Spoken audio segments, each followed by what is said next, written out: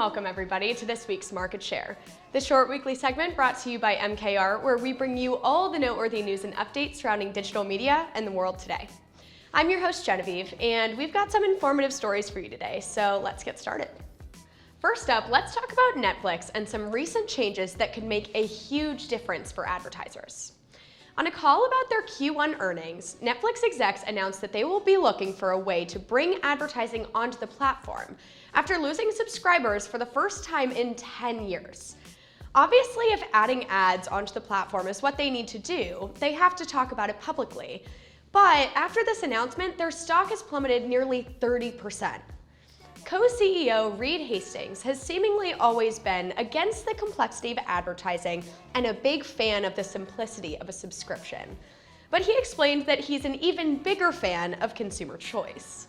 Netflix is starting to realize that other streaming services are evolving, and if they want to keep up with the times and remain a key player in the space, they will need to follow this evolution as well.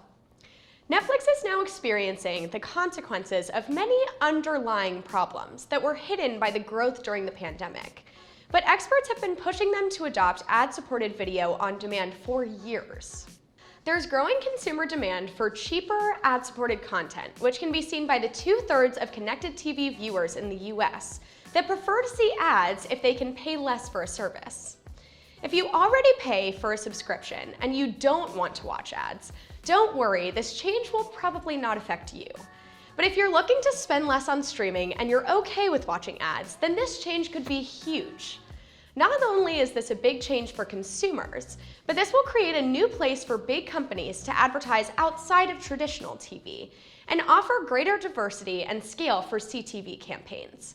So stay up to date with the latest Netflix news and get ready to fight in this new advertising arena. Next up, let's talk about Meta and the company's first retail store that will open next month. Meta will be opening this new store on its own campus in California on May 9th, where consumers can try and buy Meta's Portal video phones and Quest virtual reality headsets, as well as demo the Ray-Ban Stories smart glasses before getting help to order them online.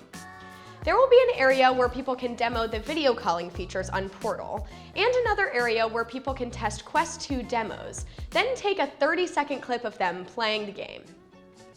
This is a big move for Meta as they look to sell more hardware and follows in the footsteps of some of its predecessors, like Google, who opened up their first retail store just last year. Obviously, you can find these products at Best Buy or the Ray-Ban store, but Meta's looking to curate a specific experience for consumers that revolves around virtual and augmented reality. Now, even though you may think this store will be comparable to the Apple Store, it will actually have a pretty limited capacity as it's only a 1,550 square foot storefront near Meta's Reality Labs headquarters, rather than a massive store in a large metropolitan area. It will only be open from 11 a.m. to 6 p.m., which gives Meta the opportunity to experiment and keep customer experience core to their development. This will be a perfect avenue to test their new AR and VR products as they roll out. And who knows, we could even experience a real-life version of the many meta marriages the platform has seen in the last few months.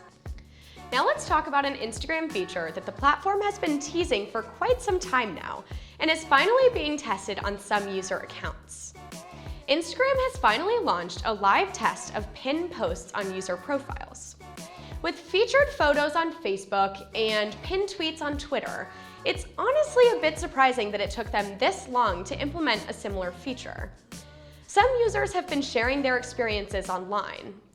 Users have had access to the new feature, and they can tap a Pin to Your Profile button that allows you to dock your chosen updates to the top of your post grid on your profile.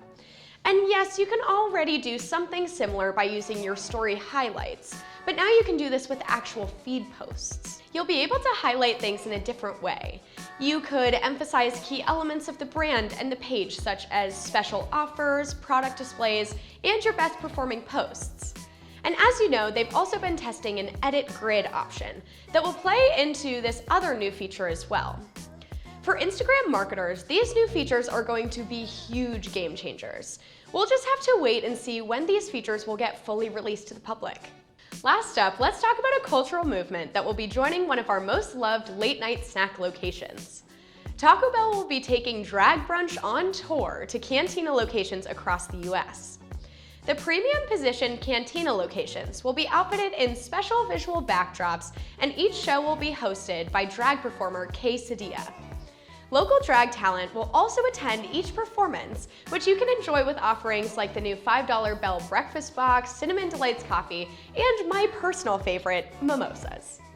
You'll have to make a reservation, or if you're one of the brand's Fire Tier members, you'll get early access to booking. This idea came out of Live Moss Pride, an LGBT employee resource group, and is looking to reaffirm Taco Bell's support for the LGBT community. Media like RuPaul's Drag Race have made people more familiar with drag performances, and Taco Bell is tapping into the pool of brunch aficionados to make this new tour a hit. Companies are finally able to start having activations like this again after the slow of the pandemic. And many of these activations are targeted towards brand loyalty, which is just one step in Taco Bell's playbook. But don't worry, this is not just for show. The Taco Bell Foundation has partnered with the It Gets Better project that's dedicated to work readiness resources for LGBT youth, and this collaboration will get a call out at each stop on the tour. In addition to supporting the LGBT community and bringing another brunch option to big cities around the US, this tactic will also act as a recruitment effort. So brands, take notes on how one activation can make a world of difference in the public eye. That's all for this week's Market Share. My name's Genevieve, and I'll see you all next week.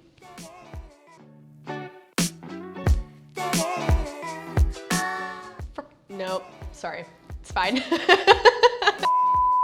Where consumers can try and buy Meta's Portal video phone. What? Video phone? Sorry, I have never read that word out loud, I don't think. This will be a perfect avenue to test our, what?